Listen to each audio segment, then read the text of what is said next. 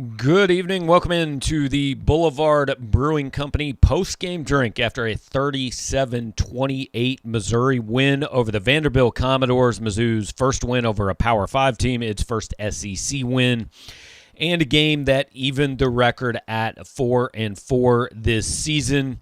We are going to spend most of this show taking your calls. I have a feeling I know what most of the subject matter is going to be about. Just want to start giving you kind of a 30,000-foot view of what I thought after that game and kind of set the scene. We'll spend the next 5 to 10 minutes doing that, and then we will get to your guys' calls. Before we get into this, thank Boulevard for being our sponsor. Every week on this post-game show, Boulevard has obviously a huge and ever-expanding line of beers you can try. They also have the Fling cocktails. They have the Cork seltzers, and would encourage you guys, hey, it's 5:40. It's about time. There's plenty of other games on tonight. Go out, grab yourself some Boulevard products, settle in on the couch, and maybe give me a call and then watch some college football in the night windows. A couple of good SEC games going on this evening. Okay, let's start with the good. Tyler Beatty is phenomenal. He is this side of Brad Smith as important a single player as I have ever seen probably in 18 years of covering Missouri football. I refuse to really put anybody above Brad on that list, but Tyler Beatty certainly is making a case. 294 total yards on 39 touches. Missouri had 73 offensive snaps, and Tyler Beatty touched it on 39 of them. 31 carries for 254 yards, 8 catches for 40 yards, 2 touchdowns, the game-icing 73-yard run, and, he's the team right now, pretty much, except for there's one other guy, Harrison Mevis. He's never going to miss a kick again. He has made 19 straight field goals. I believe they said on the broadcast at one point 62 straight kicks. It's probably 63 or 64 at this point in time. Without those two, legitimately, I can make a case Missouri is 1-7. I think they'd have still beaten SEMO. Without those two players, they might be 1-7. We've covered the good. Beatty and Mevis is the good. Look, the defense is not better. It didn't get fixed. Vanderbilt ran for 258 yards. They threw the ball when they had to, even though they're not really very capable of throwing the ball. Missouri committed 9 penalties for 100 yards. They got ahead 10-0, so they did start faster. Eli Drinkwitz said they wanted to fix 3 things: a fast start, penalties, turnovers. They did start faster. It was 10-0. Connor Bazelak then threw a dreadful interception. Missouri then immediately melted down for about 18 minutes. Just went from in control to, I don't even know, for about 18 minutes. They fell behind 14-10. It should have probably been more. A Hail Mary from Bazelak to Kiki Chisholm puts them up 17-14 at half. Look, nice throw, good catch. Missouri deserves some credit for that.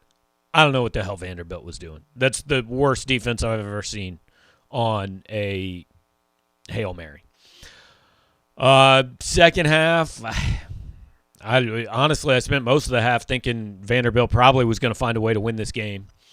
Connor Bazelak gets hurt in the fourth quarter. I don't know what the commentators were, discussing, maybe a hamstring. I thought it kind of looked like a head injury. Mitchell Forty is going to be on the postgame call with Eli Drinkwitz. He's going to shoot me a text. Let me know what Drinkwitz says both about Bazelak and about the quarterback situation going forward. I will let you guys know that as soon as I know it. But Mitch is on the postgame call, and I'm here with you guys. So when that information gets relayed to me, I will let you know what they say about it. Anyway, Tyler Macon comes in. Has about a 5-yard quarterback keeper on his first play, which leads to a Mevis 52-yard field goal, which puts Missouri up 30-21. Missouri then allows Vanderbilt to drive the length of the field and make it 30-28, thanks in large part to a 4th down pass interference penalty.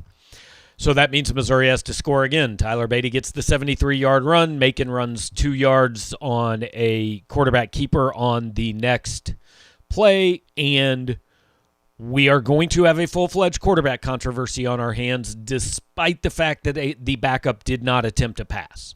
And I'm not telling you it's wrong to have the quarterback controversy. It is a fact of life. It is what is going to happen. Now, I imagine, this is my guess, that Eli Drinkwitz is going to say, if Connor Bazelak is healthy, he is the starting quarterback. And then we will wait to find out if he is healthy. He will set this up so that if Connor Bazelak doesn't start, it is clearly because of health. That may not be the actual reason, but that is 100% what he will say today, I would assume. So, and look, I said on our board many times during the game, I would have pulled Connor Bazelak probably. That was before the Hail Mary. Once he threw the Hail Mary, he wasn't getting pulled in this game. That was pretty obvious. Before the Hail Mary, I would have pulled him. Once he threw that, he was going to play.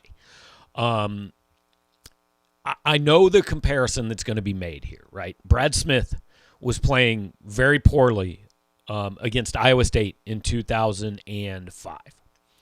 It was Brad's senior year. He wasn't having a great season. Missouri was struggling. He gets hurt against Iowa State in the fourth quarter. Chase Daniel comes in, leads Missouri to 10 points and an overtime win over Iowa State in Columbia. Gary Pinkel went back to Brad, sent him out the right way. But the legend of Chase Daniel was begun that day against Iowa State. Now, there's a difference here. Chase Daniel had to use his arm to win that game. He did not have to. Tyler Macon did not have to do that today. Okay, I want to tell you guys here what Mitchell Forty is reporting from the post-game call. Asked about Connor Bazelak, Eli Drinkwitz says he doesn't know exactly the injury, says he thinks it's a soft tissue injury, says the decision to turn to Tyler Macon was, quote, situational. Elaborates that had it been a different situation, the team probably would have turned to Brady Cook. Here's what that means, folks. Missouri was in a situation where it wasn't going to throw the ball. It was going to run. They allowed Macon to run the ball twice, and it worked. What Eli Drinkwitz was saying is if we needed to throw the ball, Brady Cook would have played. That means against Georgia next week, if Connor Bazelak can't play, Brady Cook is going to be your starting quarterback. Because what Drinkwitz just said, again, I want to read it to you. Eli Drinkwitz says he doesn't know the extent of the injury, says he thinks it's a soft tissue injury, says the decision to turn to Tyler Macon was, quote, situational. Elaborates that if it had been a different situation, the team would have probably turned to Brady Cook. You're going to have to throw a pass at some point against Georgia. If Connor Bazelak can't start, Brady Cook's going to be your starting quarterback next week. Eli Drinkwitz just said it without saying it. I mean, that is very easy to see. Okay, so let's look at the stats real quick. They look better than it felt. Missouri runs for 284 among its 502 total offense. Vandy 380 total offense, but 258 on the ground. It was in doubt all the way until Tyler Beatty ran for 73 yards. Guys, this was the worst team in the SEC without its starting quarterback and on its third-string running back, and it was in doubt till the very end. Let's take a look at some of the more elaborate stats here that we've got. Individually, again, Beatty, 31 for 254. Michael Cox, clearly the number 2 running back, 4 carries for 20 yards. Actually had an 18-yard touchdown called back by penalty. Beatty, again, the second leading receiver. Kiki Chisholm had 4 for 95, including the 45-yard Hail Mary. He made some plays in this game. Towski Dove came up with a couple of nice plays. Bazelak's numbers look good. 22 of 28, 218. You know, what is that? That's a little over 7 yards an attempt. Obviously helped by the Hail Mary, but completed 79%, 148 rating, 1 touchdown, 1 pick. The numbers look good. But if you watch that game, it just didn't feel good. I don't know if that makes any sense. On the Vanderbilt side, Mike Wright runs for 152. Patrick Smith runs for 95. Vanderbilt, which had 9 yards rushing last week, 9 yards for the whole game, averaged 7 yards on 37 carries. The Wright was 14 of 28 for 122 yards passing, but he did throw for 3 touchdowns. I look at those numbers. I mean, Bazelak completed 8 more passes for 96 more yards, but the touchdowns 3-1. I don't really understand quarterback rating. I'm not sure I'm saying Wright was better than Bazelak, but I don't know that he was worse, to be quite honest with you. So, again, before we take calls, and we are going to take calls here in just a minute, I want to reiterate what Eli Drinkwitz said in his post-game press conference. He doesn't know the extent of the injury. The decision to play Tyler Macon was situational. Had it been a different situation, they would have played Brady Cook. Again, that tells me that the starting quarterback next week is either going to be Brady Cook or Connor Bazelak. Look, I'll own that if I'm wrong, but that is what that tells me. So I want to open up the phone lines, guys. There's the number, 573-234-4935. You guys give me a call. We're opening it up to you guys. Whatever you want to talk about is what we are going to talk about, and we are going to go to the phone line now. I do need to stress, when you call in, please, whatever you're listening on, put that device on mute, and I will call out your area code. When I do, you go. If I don't call out your area code, I need you to hang on for a minute because I'm on the phone with somebody else. So we're going to start in the 913 area code. Who am I talking to? The 913 area code just hung up on me. So if you want to call back, you are certainly more than welcome to call back. Again, phone line's open. 573-234-4935. Not sure what happened to that call, but happy to take your calls on this game. We will see what happens. Again, Missouri, a 37-28 winner, and I want to open it up to you guys because I don't have a lot to say about this game. I came in saying I'm not really going to see a whole lot that probably means much, and I didn't. Missouri won. It wasn't impressive. I don't think you feel great coming out of that game. You don't know who the quarterback's going to be. We're going to go to the phone lines now, and we're going to start in the 206 area code. Who am I talking to? Hey, Gabe, it's Free Weapon. I'm in Nashville, walking back to the car from the game. Okay, what's going on, man?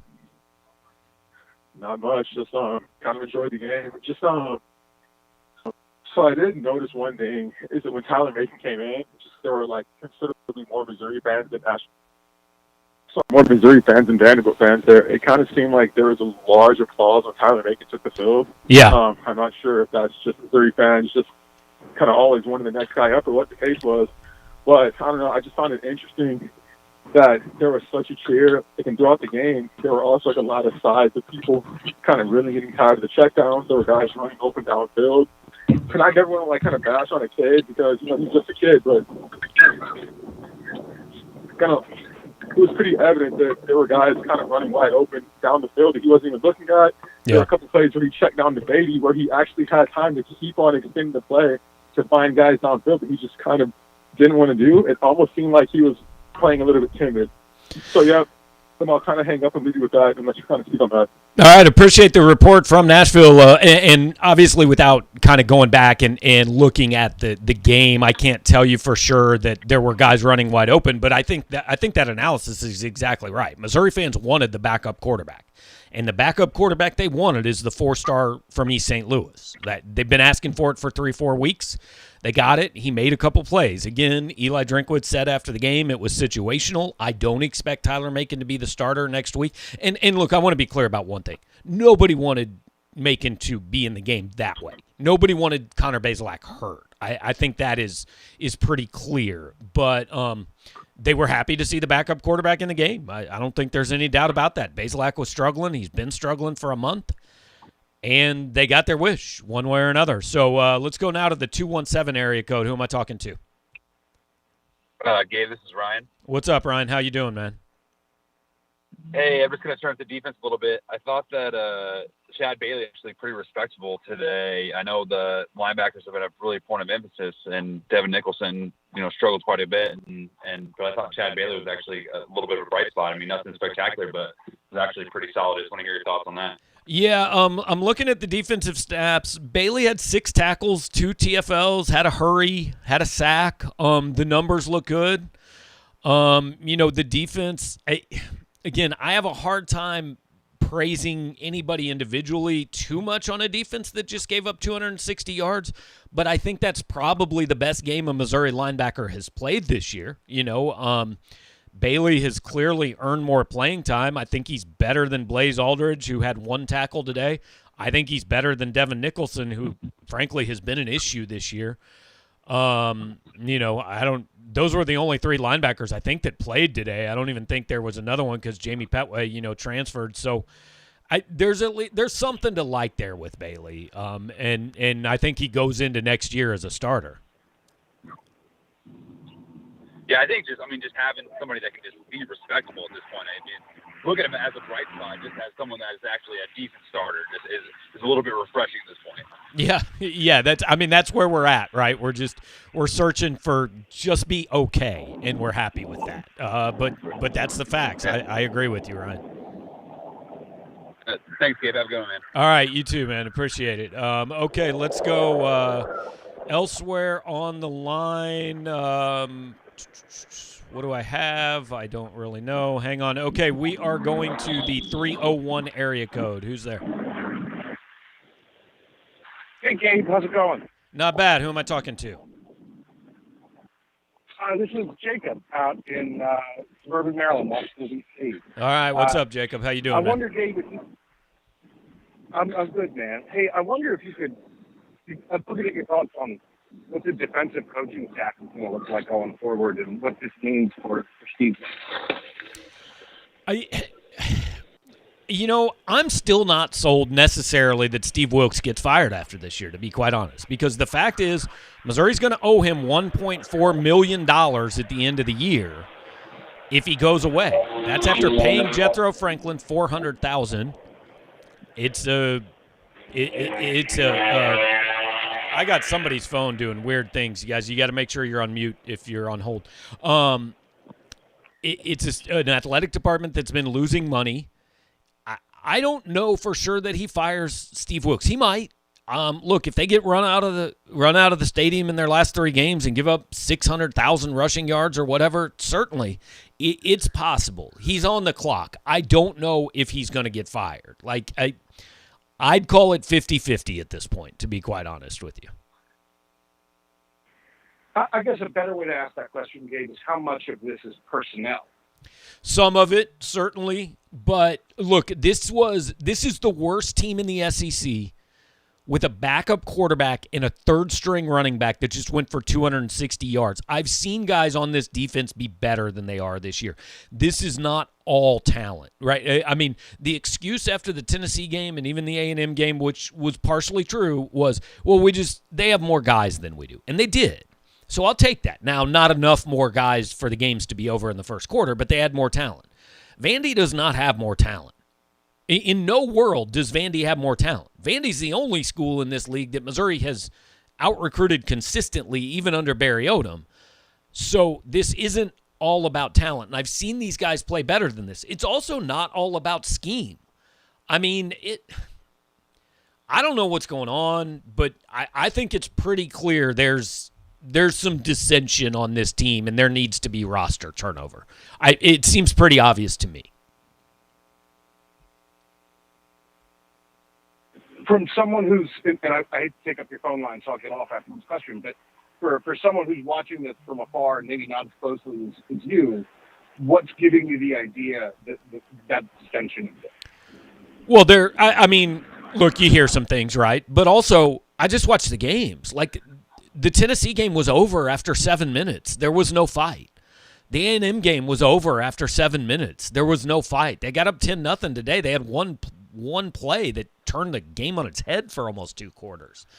I've seen these guys be better than they are. This is not an all-star defense, but they were better last year. Some of them were better 2 years ago. And it's just simply not all explainable by they don't have enough talent. And Steve Wilks was an NFL defensive coordinator and head coach. He's not an idiot. He's not running some scheme that has no chance to work.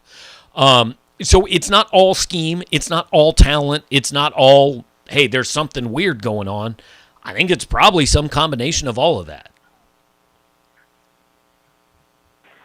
Yeah, Gabe, thanks for taking the call. Appreciate your time. All right, Jacob. Appreciate it, man. Thank you. All right, let's jump next to the 573 area code. Who do I have here? Hey, this is Morgan. What's up, Morgan? How you doing, man?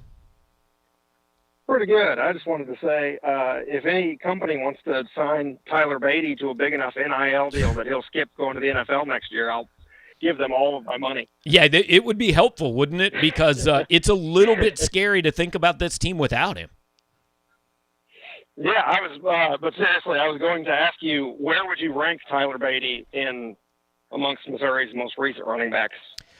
Because I think if he played on the offenses that like Josie and Marcus Murphy played for, he'd put up just as much numbers as those guys did, if not more. Yeah, I mean, he's looked really, as far as all-around players, look, he's the only guy in history who has 1,000 rushing and 1,000 receiving. I mean, he's a different type of back than Larry Roundtree. He's not going to have Larry's numbers, but he also didn't get Larry's chances. He's a Marcus Murphy type. I don't know if he's better than Marcus Murphy or better than Henry Josie or Tony Temple. You know, I have a hard time saying for sure, but I mean, this season is probably the best season I've seen simply because, like, there's nothing else there. There's nothing on this offense really helping him out. He is the entire thing. So it's up there with the best I've ever seen. There's no question. At some point, it sounds like a good thing for like my Monday morning column to sit down and really kind of run through them and maybe rank the running backs of this century, or at least their individual seasons. But Beatty's in the discussion with all of them, no question. Yeah, I just feel like he gets I just haven't seen a lot of talk about him this season as far as ranking him with those. He doesn't seem as popular as those guys. Yeah, I think part of it is this team's not very good, right? Right, exactly. Yeah. That's what I was going to say, either that or maybe it's just he really has only started for this one season. So right, he's probably anyway, the most. I'll get off here. Thanks, Morgan. I appreciate the call. He's probably the most similar to Marcus Murphy, who wasn't really the feature back until the very end, but did a little bit of everything. Let's jump now to the 513 area code. Who am I talking with? Hey, Gabe, this is Eric from Cincinnati. What's up, Eric? How you doing, man? Hey, well, Jacob answered or asked the question I was primarily going to ask, but I mean, at this point we're 4-4 and without a whole lot of winnable games left. So, what does Drink do? What is his goal for the rest of the year? I mean, I understand that you always want to win, but after that A&M game, I see him trying to avoid blowouts against Georgia and Florida. So, do you really? I mean, what's the metric for the rest of the season? I mean, the goal is find a way to win too, right? I understand why people don't think that is likely or possible. Trust me, I do. But his goal is clearly going to be beat South Carolina. Florida is hardly invincible, right? They're about to be 4-4. They're not. I mean, they're better than Missouri. They're going to be favored, but it's not impossible that Missouri wins that game. But even if they don't, if they win the South Carolina game, you're going into Arkansas 5-6 and playing for a bowl. As far as like preparing guys for the future, I would like to see some packages for Tyler Macon. Again, I don't think he's going to be the starting quarterback next week. Whether that's Bazelak or Brady Cook, I don't know. But Drinkwitz's comments make it pretty obvious it's probably one of those two. I would like to see some packages for Tyler Macon. I think I'd like to see some packages that include Michael Cox to give you a little bit of a change of pace in the run game. But you cannot, as long as a bowl game is theoretically on the table, you can't just go like full prep for next year mode. Also, your best chance to win games is Tyler Beatty, who's not going to be back next year, and you kind of ride him as far as you can ride him. So the goal is still just find a way to win enough games to get one more game and get 2 extra weeks of practice. Everybody will have different feelings on how possible that is. But I would like to include, something for Tyler Macon to get a chance to see a little bit of time. And because I think no matter what, we're going into next year with an open quarterback competition. Do you ever remember, and this will be my last question, but do you ever remember a coach losing a new coach losing the locker room in like their second or third year, like Drink seems to have, and then coming back and fixing it and getting things righted? I'm pessimistic, just kind of feels echoes of Chad Morris to me down in Arkansas. And I'll take it off the air and listen to your response. But thanks, man. Appreciate it, Eric. It is a somewhat fair comparison, although like Chad Morris was 0-16 in the SEC, and Eli Drinkwitz had a good year one, and he's 6-8 in the SEC, I think. So that's a little harsh. I don't think it's fair to say Drinkwitz has lost the locker room. I think it's fair to kind of question what's going on, which is what I'm doing, and saying, hey, it seems to me there's got to be more than meets the eye. I don't think it's fair to say he's lost the locker room. I mean, look, Tyler Beatty was an Odom guy, right? He is playing his ever-loving ass off. Nobody can question how hard that dude is trying. Chad Bailey came in and played well today. There are some bright spots. So I don't think it's fair to say he's lost the locker room. Also, there is going to be a lot of turnover after this season. Like, there's going to be a lot of dudes leave and a lot of new dudes come in, and this roster is going to look very different. So, yeah, I think he's got every chance this offseason to kind of restructure the roster and restructure the locker room and all that. And we'll see what it looks like next year.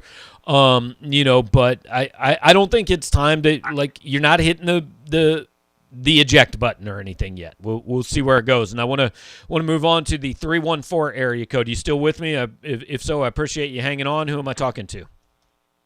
Oh yeah, Gabe, I'm here. This is Will from St. Louis. How you doing? Not bad. How you doing, Will? Hey, so you guys have been talking about running backs a lot, and I know it's a sad thing to think of in the future that Tyler Beatty will no longer be wearing the black and gold.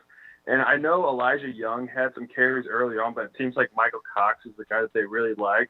Mm-hmm. But I just know, like, Frank has been talking about Taj Butts back when he was at the Smet, and he did really well. So I'm just wondering, do you think in the future Mizzou's going to prefer Butts or Cox?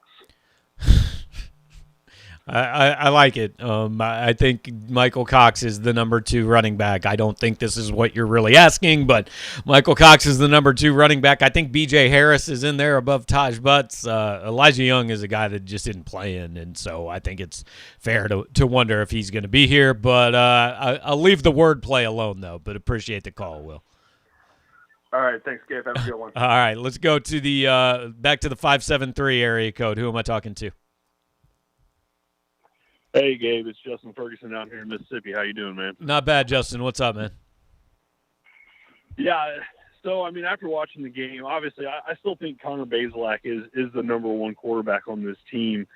I do think he does give us the best chance, but we have got to at least have Tyler Macon have some sort of package or something.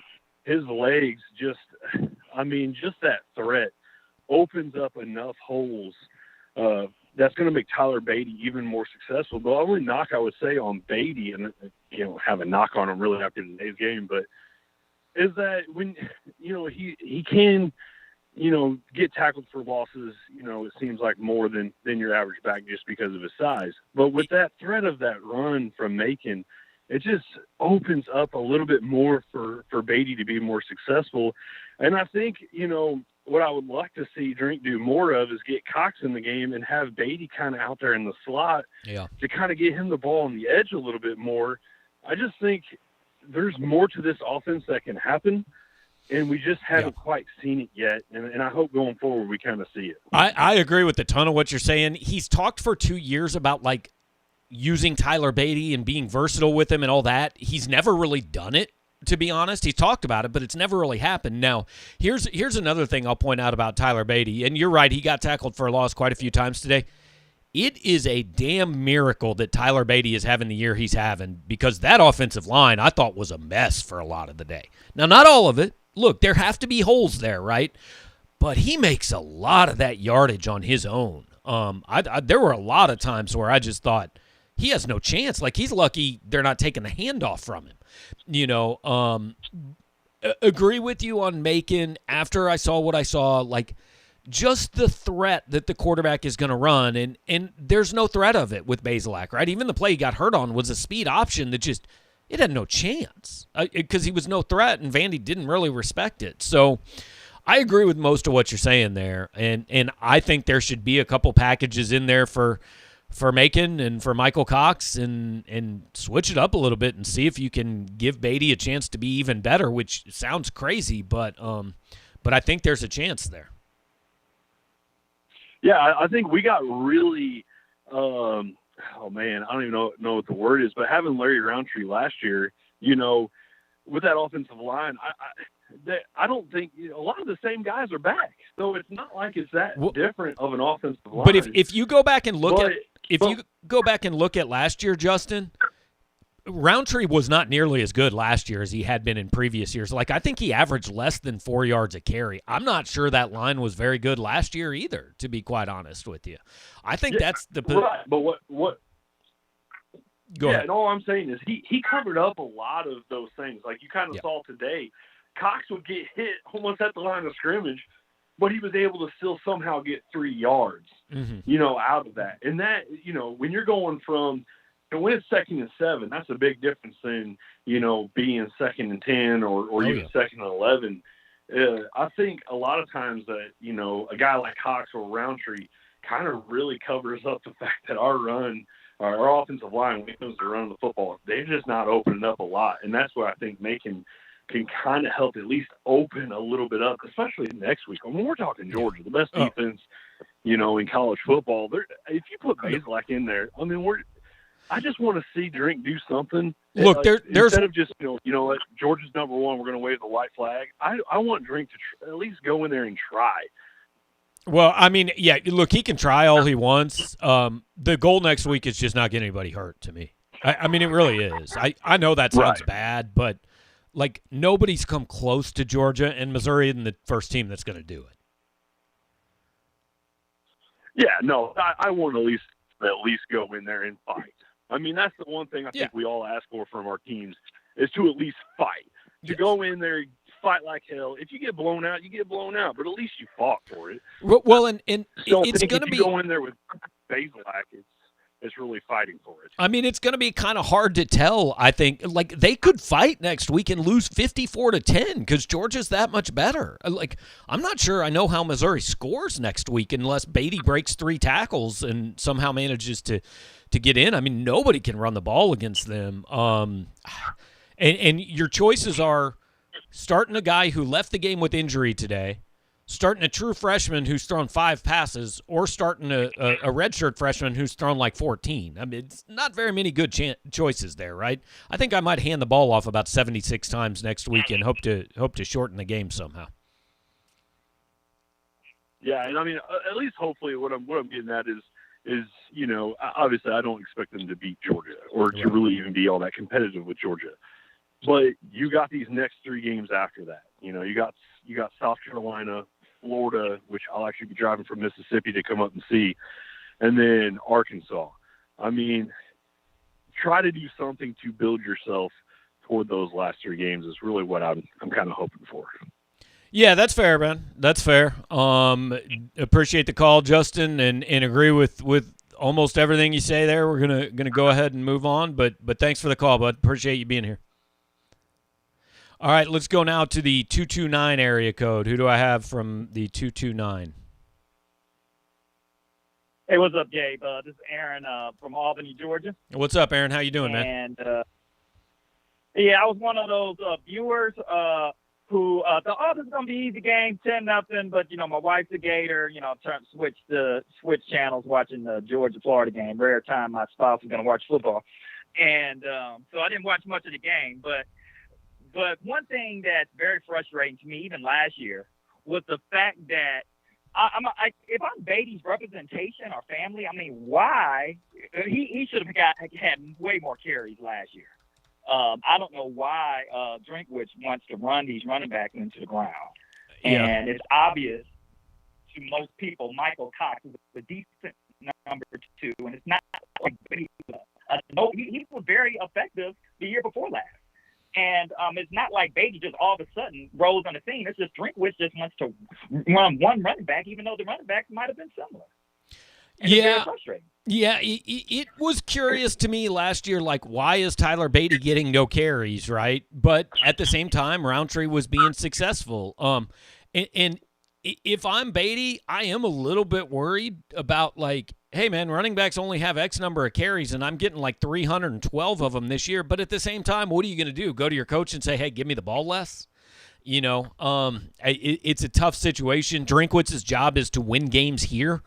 Not really to worry about where Tyler Beatty goes in the draft or how good he is when he leaves here. And the simple fact of the matter is the best way for Missouri to win football games this year is to give Tyler Beatty 39 touches like they did today.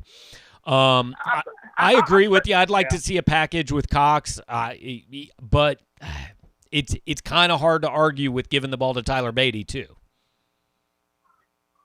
Well, let's talk about last year.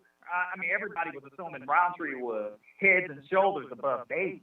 And looking at Beatty this year, unless he just transformed his, I think he did get stronger in the offseason. So maybe he has transformed himself too. But I'm thinking, if I'm a parent of a four-star running back, because the five-star I'm not going to consider Missouri, but if I have a four-star running back as a son, I'm not sending him to Missouri, where he's, of course my son might want to play every snap, but if I'm thinking my son can go to the NFL, I'm not going to see him get worn out in 3 years, taking every snap, every carry. I just not, you got to think long term. You also got to think about the next year. Yeah. You need to prepare a running back who's going to succeed Beatty next year. So that's one of my pet peeves I had last year. I had a problem with that last year. Yeah, you bring up fair points, man. I hear what you're saying. It's fair. It'll be interesting to see next year, if there isn't a clear number one guy, if he just identifies one and goes with this anyway, or if there's more of a distribution. We thought there would be a little bit more distribution this year. It's actually been even less, and I don't know if that's because Beatty's been so good, the backups aren't good enough, or some combination of the two. Okay. Yeah. Okay. I'm switching topics to the defense. Okay. I know you hear whispers, and I hear, and I'm not gonna spread any rumors or anything like that, but I'm hearing some stuff from that there's something going on and with the defense, and I'm not gonna give any names or specifics, but I guess my question is, I'm reading Gary Pinkel's book, and he's talking about each and every year the importance of having strong senior leadership. Mm-hmm. And when I look at that defense, I'm trying to find who. I thought Manuel Marquez could be a lead. He's a leader. I know he's not a senior, and but he strikes me as a leader. But you followed the team.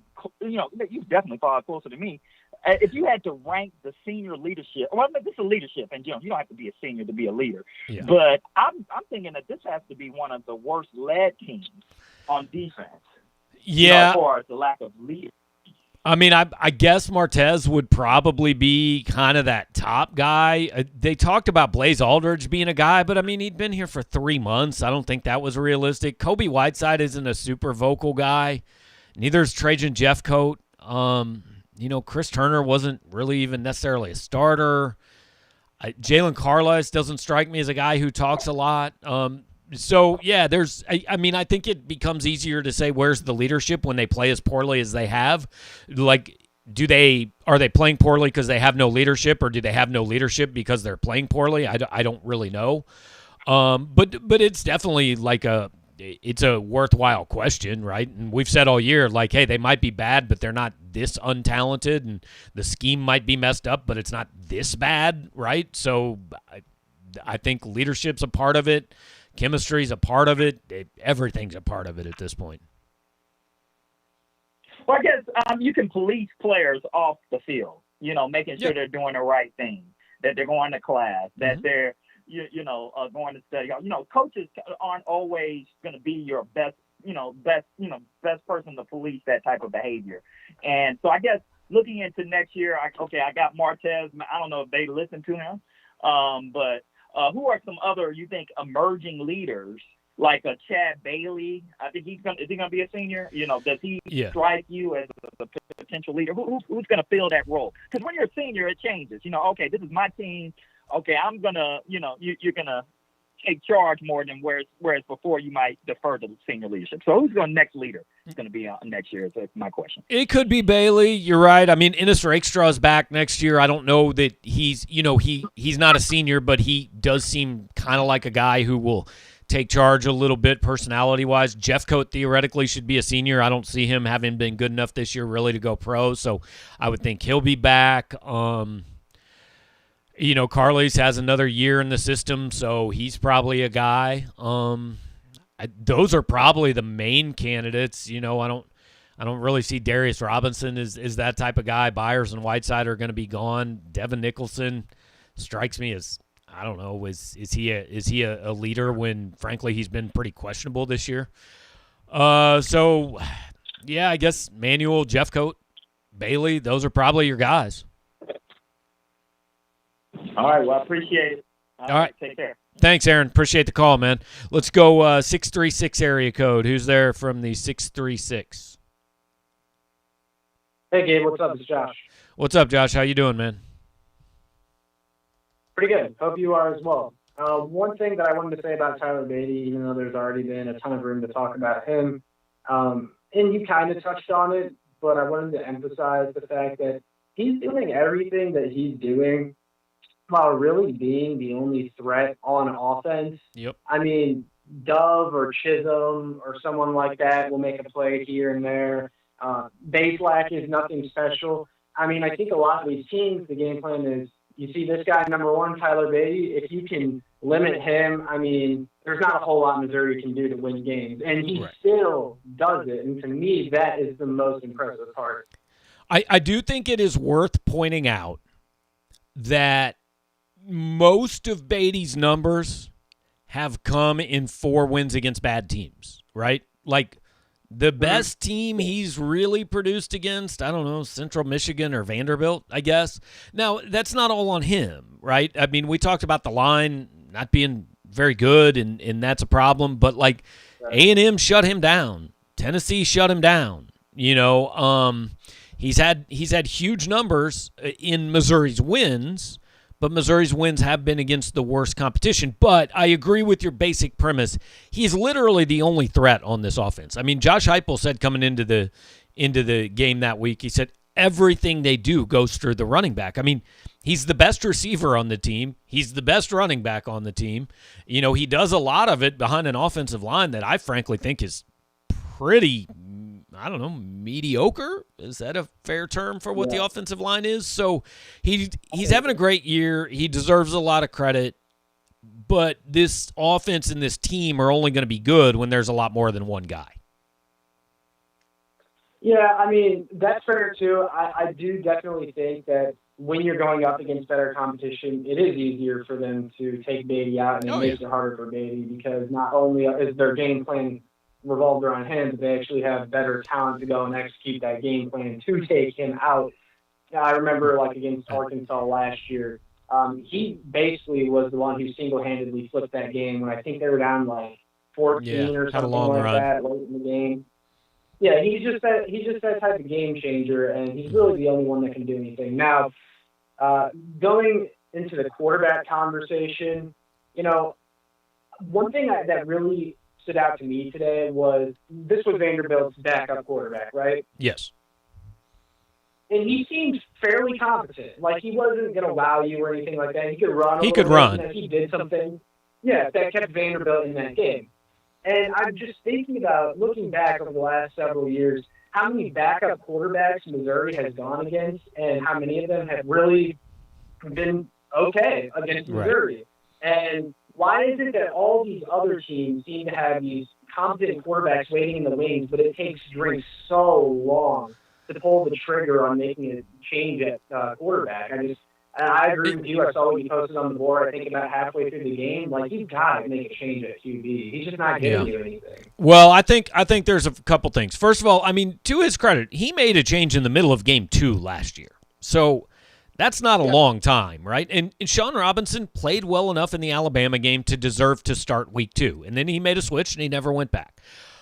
This year, I think the reason he has been hesitant is, like, I know people hate to hear this, but he sees practice every day, and he thinks Connor Bazelak's his best chance to win games. And I mean, he said after this game, again, I think this is important to keep saying, he did not say Tyler Macon's the number 2 quarterback.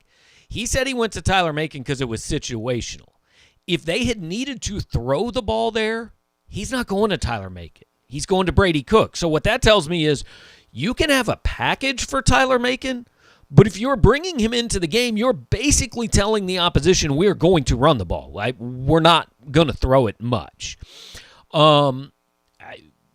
So what it tells me is he trusts Bazelak, even at whatever levels Bazelak has been playing, he thinks it's better than Brady Cook or Tyler Macon. Now, whether he's right or wrong, I don't know. And I understand everybody that's just saying, well, I just want to see something different.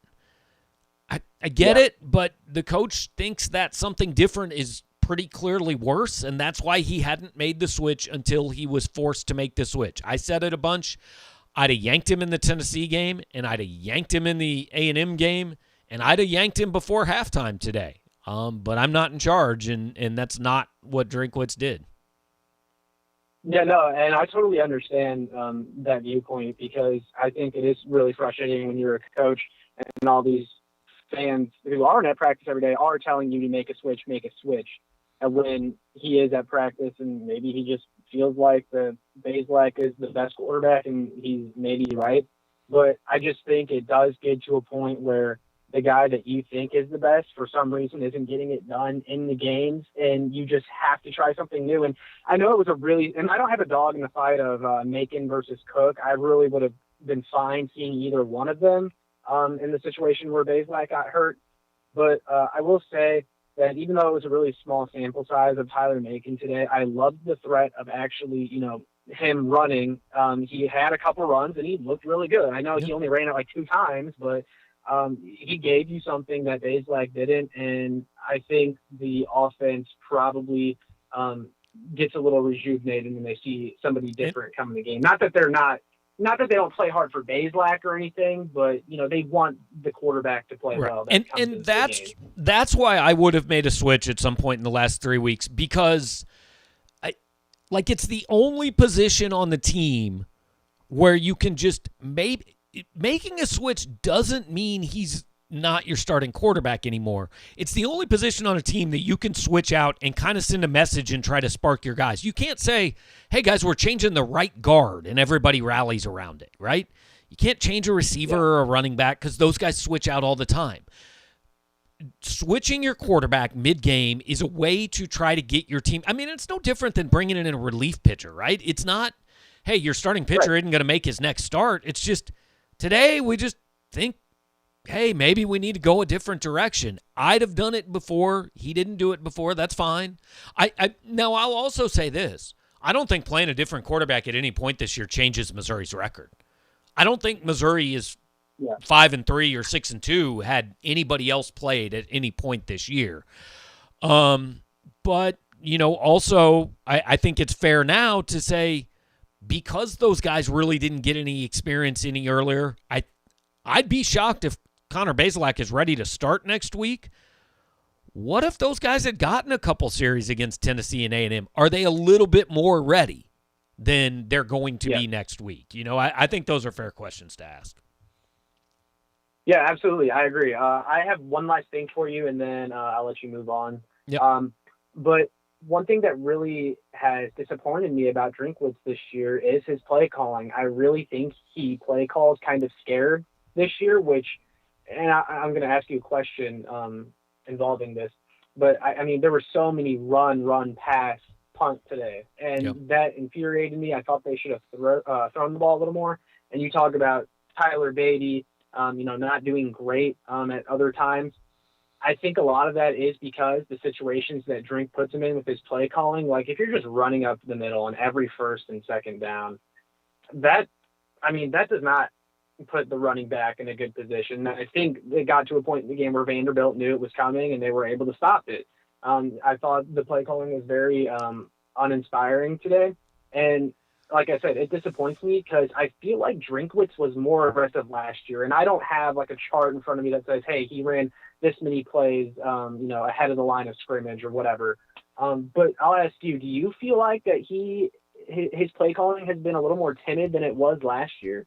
Well, so here's the thing. I'd have to look.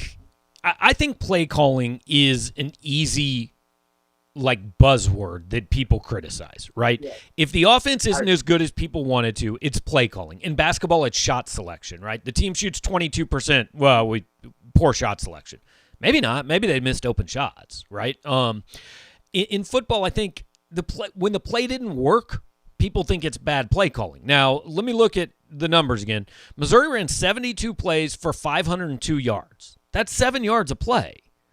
I mean, the offense worked today. Not every play worked, certainly.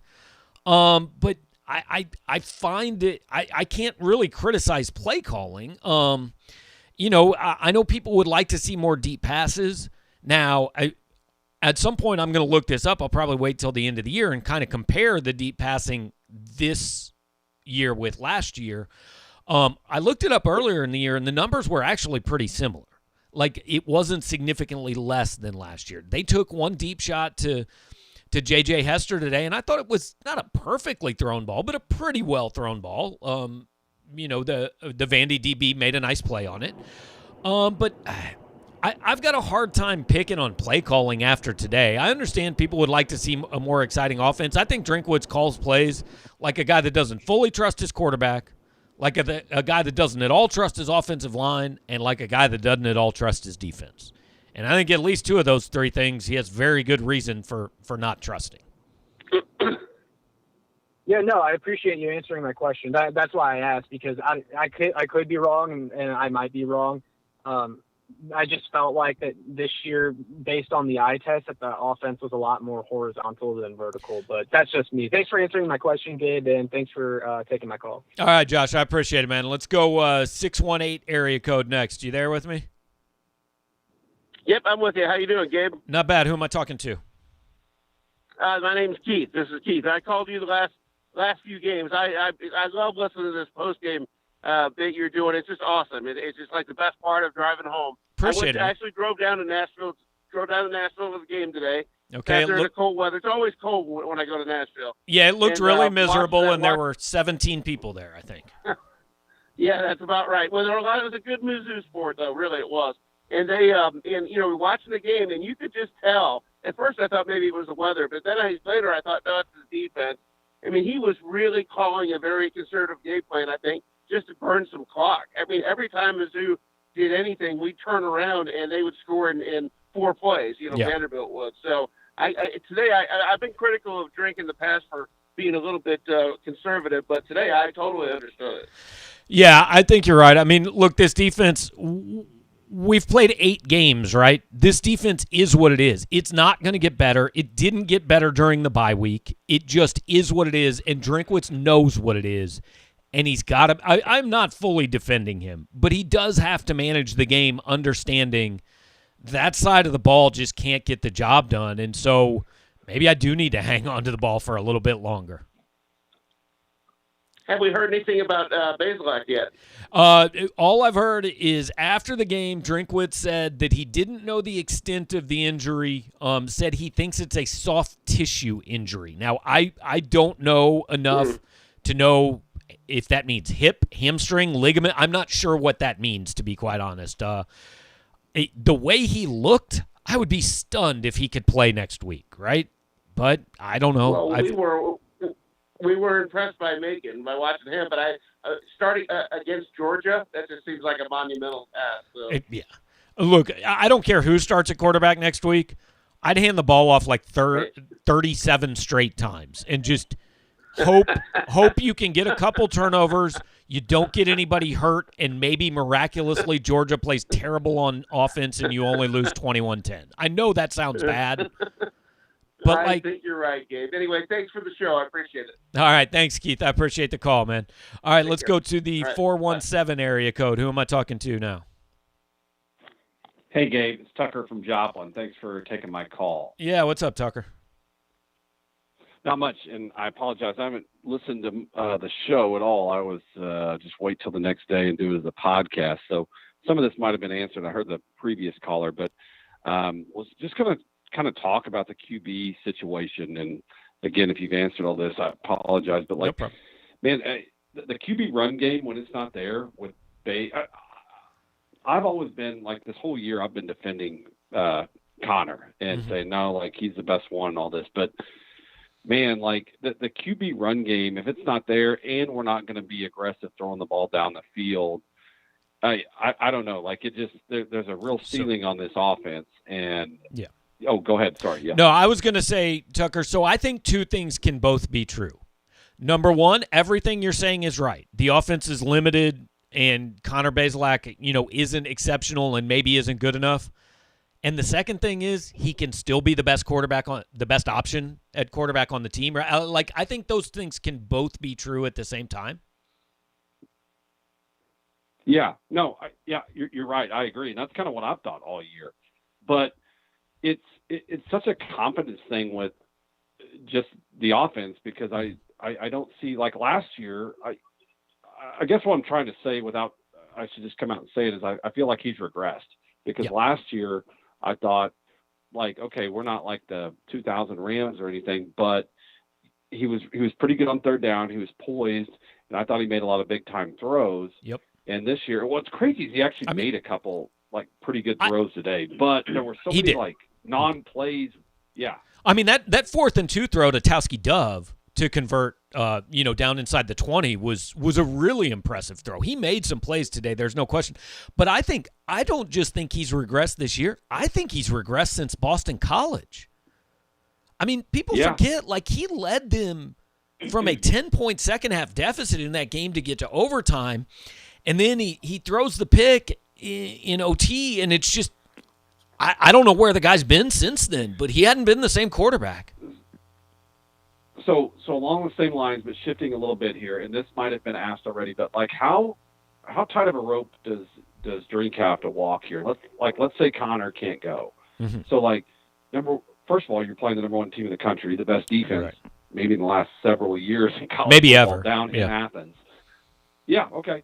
And so you go with Cook or Macon, and then also like how does that play not just for the rest of this year? And maybe coaches don't think this far ahead, but like if we're recruiting St. Louis and Drink is always looking at the big picture, what if you think like, hey, like Macon's maybe good enough to start right now, but like I'm pretty sure Sam Horn's going to be better, and do I want to have to like bench an East St. Louis quarterback in a year or two? I mean, I know this is way down the road, but like how many things does Drink have to look at when navigating this? So here's what I think he looks at this week. Assuming Bazelak can't play, which maybe he'll play. Like, I think if he's healthy, he'll play. But let's say he's not. I think, and again, you said you didn't hear the beginning, so you may not have seen this yet. Drinkwood said after the game that playing Tyler Macon was situational.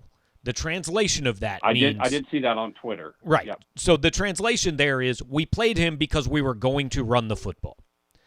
Had we wanted to throw the football or needed to throw the football, we would have played Brady Cook. That tells me Brady Cook is your starting quarterback if Connor Bazelak can't play next week. Now, I think there's also an opportunity to have plays and packages in for Tyler Macon where you play both of them. So, look, you might say Brady Cook's our number 2, but like we like Tyler Macon and there's things he can do and add to this offense and play them both. And so you kind of can walk that tightrope. And then you are just very clear coming out of this season. We go into spring football and fall camp with a wide-open quarterback competition, and that includes Connor Bazelak and Tyler Macon and Brady Cook, if they're both still here, and Sam Horn.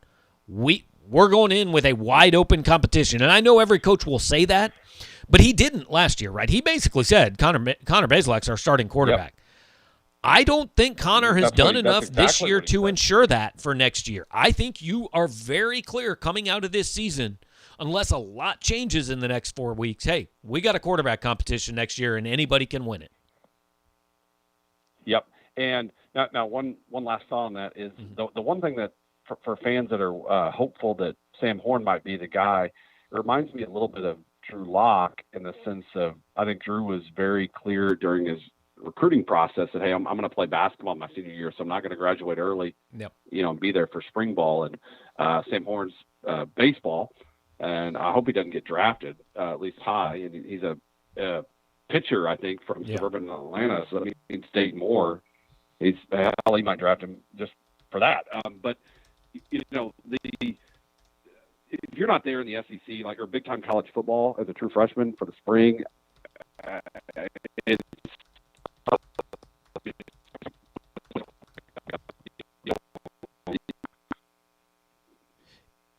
Connor, I lost you there. But yeah, I mean, I understand. Hey, I'm not sure if he'll be ready I'm not sure if he'll be ready to compete for the starting quarterback job next year either. But I think you go in and give him a shot, right? It would surprise me if he's your starting quarterback next year. I agree with you. It would surprise me. Okay. Well, thanks, Gabe, for taking my call. All right, Tucker. Appreciate it, man. Let's go next to the 213 area code. Who am I talking to? Hey, this is Tony, man, calling from L.A. What's up, Tony? How are you? Hey, I'm all right. Hey, Gabe, let me ask you a question. Am I the only one that saw this? When Bazelak got hit and he went down, he didn't go directly down. What happened was he was and Chisholm said, go down.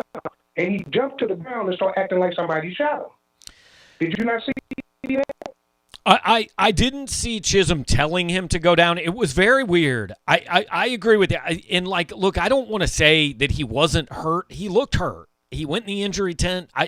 It was weird. I agree with you. I don't really have an explanation for it. I'm not sure if Drinkwitz was asked about it after the game because I jumped right on here. But it was weird. You're right about that.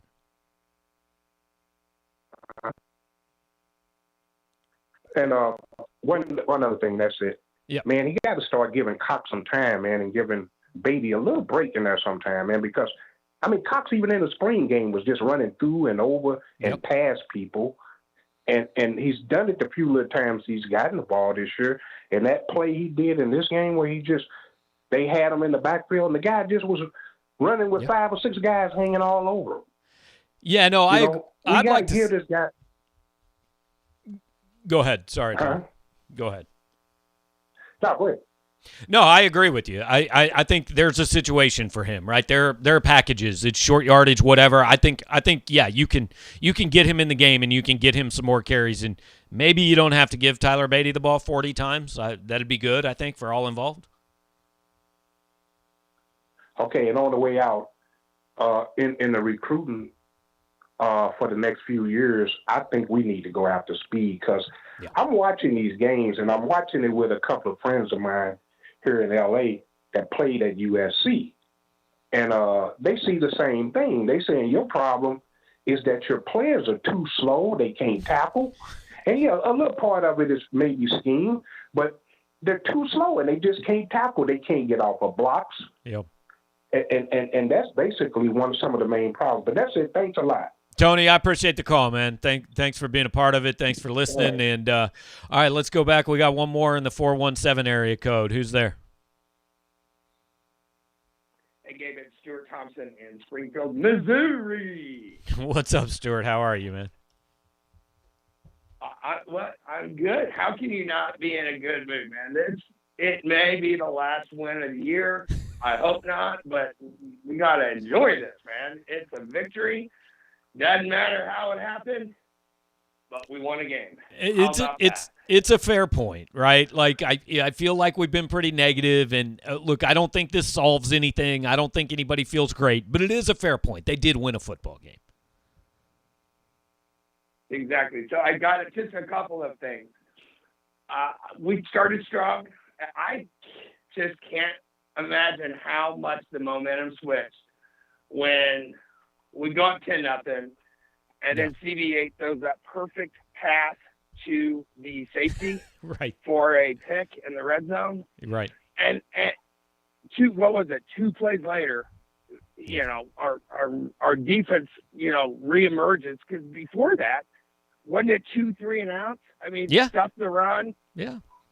And then all of a sudden, the wheels fall off. Yeah, you went literally one play took you from potentially up 17-0 to down 14-10. I mean, I texted a couple of people during the game. It looked like a Kim Anderson team. Remember those teams that would they'd be playing okay for 7 minutes. Then all of a sudden, they'd be up 7 points, and all of a sudden, the other team would make 1-3, and you'd go, oh no, I see what's coming. And it'd be like a 24-2 run.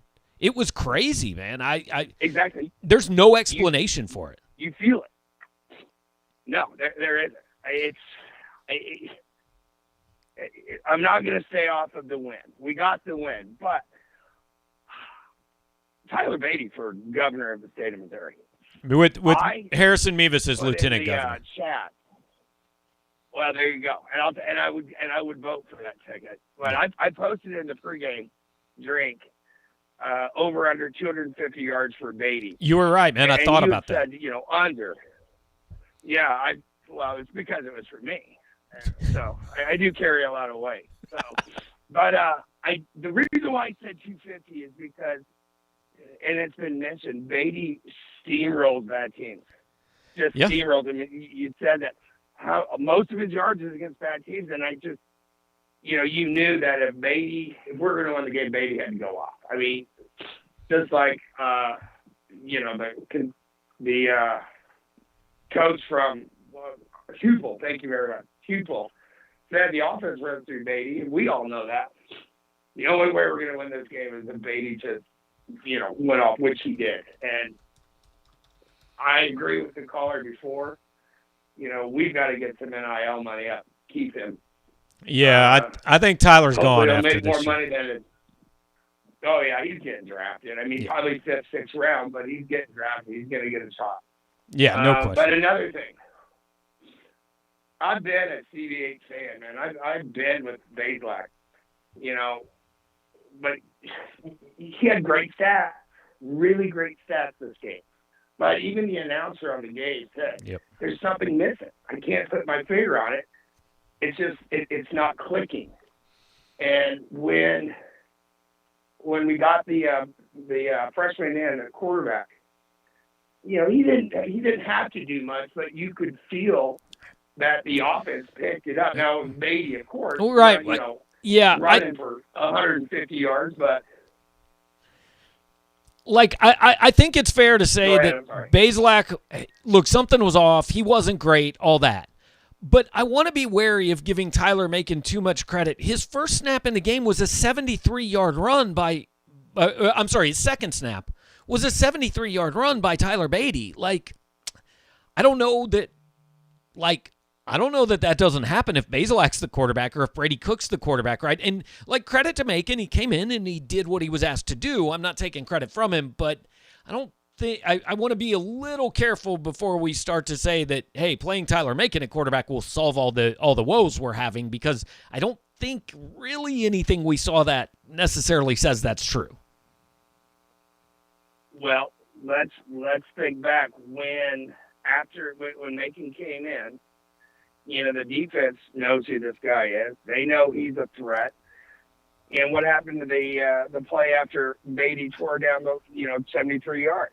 He actually was able to run an RPO and, got to the edge, scored a touchdown. That does not happen with CBA. It just doesn't happen. Well, and I think maybe this is what this offense needs, is somebody that actually, make things happen rather than sit back and dink and dunks all game long.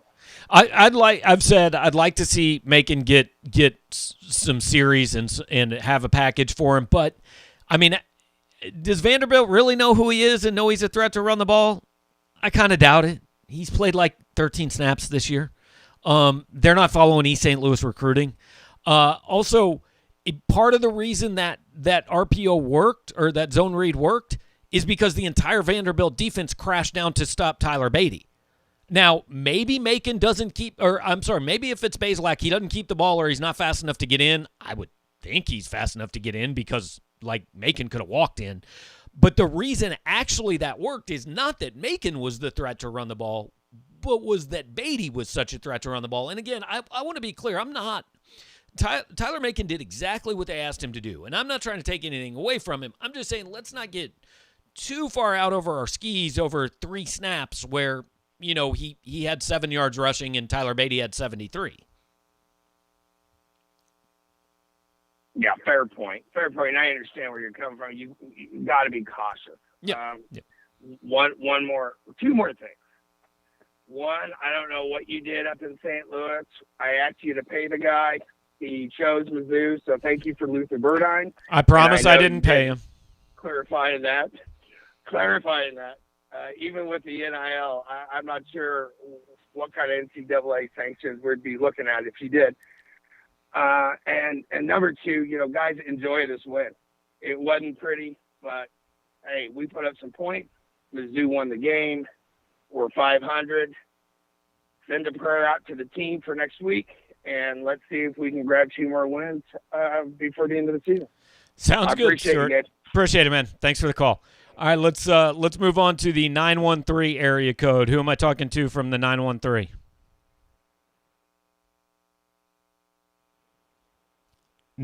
You with me?